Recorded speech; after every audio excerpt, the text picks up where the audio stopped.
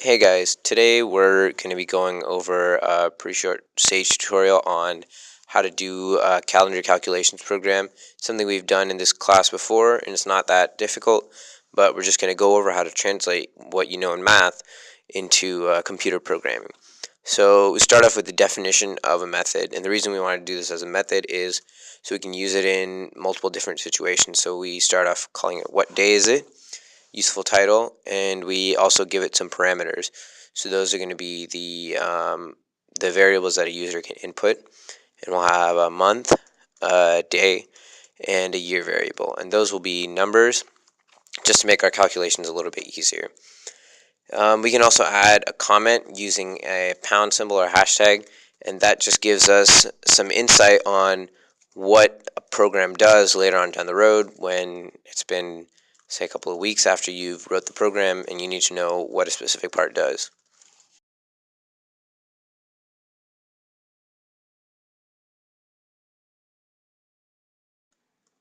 All right, so we're going to start off by doing everything that we need to do with the year code.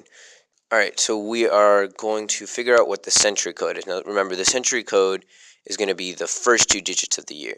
So if we take the whole year code, let's say that's 1999, and we floor divide by 100, then if we divide by 100, then it'll be 19.99. And floor divide just takes off that decimal portion and makes it 19. Now, we test the century code for what it is mod 4, and that'll give us an adjustment number. So we'll make an adjustment variable and initially set it to 0, and we'll evaluate three different cases. If it's not any of those three cases, then it'll be the fourth case, which we'll go into in just a sec.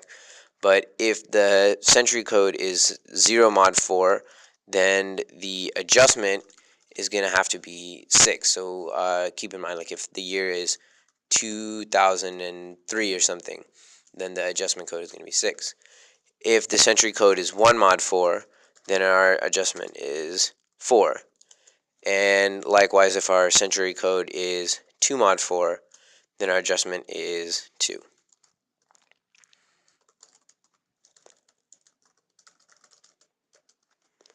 And keep in mind that the one case that we didn't cover is if the century code is 3 mod 4. So that isn't there, but it's assumed that if it doesn't meet any of those cases, it has to be 3 mod 4, and the adjustment code will stay at 0. And we'll just add a comment in there so we know for future reference. All right, now we're going to look at the other part of the year, which is the last two digits. So in this case, we want to take off the first two digits of the year, and so we'll make a variable yy, which is going to be equal to the year, and we'll do a modular division by 100. Now, the percent sign will do modulus just as good as a mod operation that's built into Sage, but it's just an easier, faster function to type when you just need a really quick modular division. So that'll give us the last two digits of the year, and we'll go ahead and do some stuff with the leap year. So we'll go ahead and set a variable that's called leap year found to false. And that's what's called a Boolean variable. So those variables are either true or false, and they're pretty useful for testing cases. So we'll make leap year found equal to a case of year mod year and 4 equals 0. Now the equals operator is used to test if two quantities are true, and mod y comma 4 equals 0 will return a true or false variable. So when you type that into Sage, that'll tell you if it's true or false. That true or false variable will be the value of leap year found. So if it's the year is divisible by 4, then leap year found will be true. Now we have to consider a special case for the leap year. Remember that if a year is divisible by 100, then it's not a leap year. But if a year is divisible by 400, then it is a leap year. So 1900 is not a leap year. 2000 is a leap year. And so again, we'll use a modular test and set that equal to our Boolean variable. So if year YY is equal to 0, that means it's a year ending in zeros, and that means it's divisible by 100. Then the leap year found variable is whether or not that year is divisible by 400.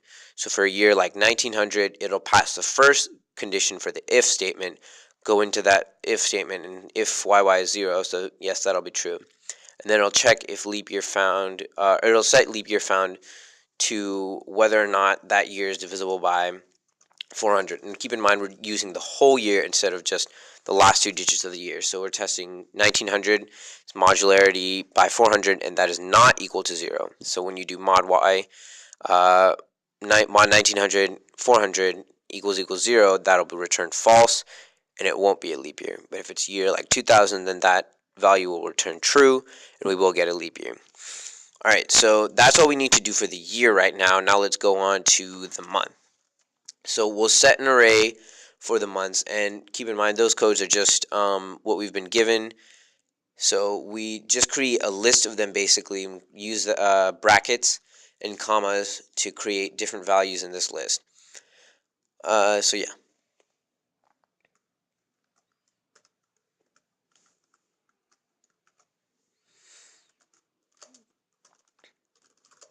And we'll add a comment. Just make sure we know what these variables mean. And then we'll create another list for the days of the week.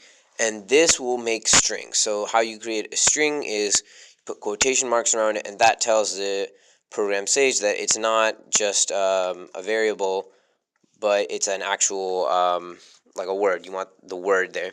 So we'll create values for each one. And notice how we're setting Saturday to the first value, and the reason is whenever we have list elements in Sage, the indexing starts with 0. So it goes, the 0th element is Saturday, then the first element is Sunday, second element is Monday, and that'll be useful later when we're combining all our mods. It'll make our coding a little bit easier. And the final thing that we have to add is the number of leap years. So I forgot to add that, but we'll just do the last two digits of the year. And oh yeah, that's a single equals. So we don't want to test true or false. We just want to set number of leap years equal to a value. We'll do the last two digits of the year, floor divided by 4. So again, that serves the same purpose as earlier when we floor divided by 100. We're just going to figure out how many leap years have passed between the beginning of the century and the current year.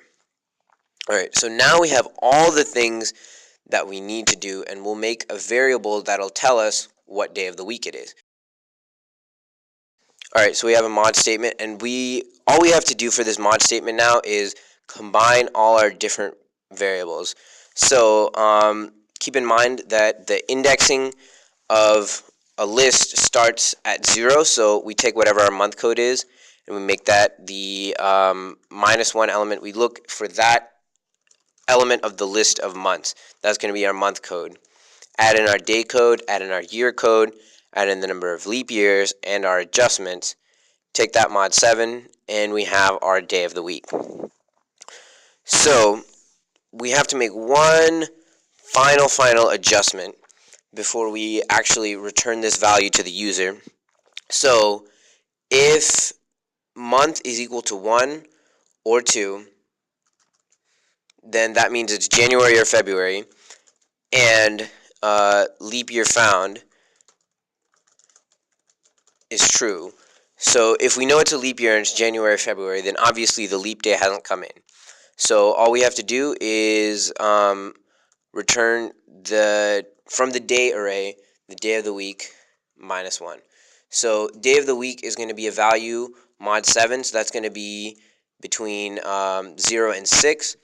And whatever value that is, whatever index that is, it'll go through and find the 0th element, first element, second element, whatever it is in the list day that we made earlier. Otherwise, if it's not January or February, then all our calculations should be perfectly fine, and we'll return the day of the week index in the day array. All right, so this return statement is just a easy way to give back a number to the program instead of just printing it out. It'll actually give that value if the user needs to use it in any specific way. All right, and now we'll do a test case. So 11/19/2014, which is today, and let's see what that returns us in Sage. That's a Wednesday, and it is indeed a Wednesday today. All right, so our program works. All right, thanks for watching, guys. We hope that helps out.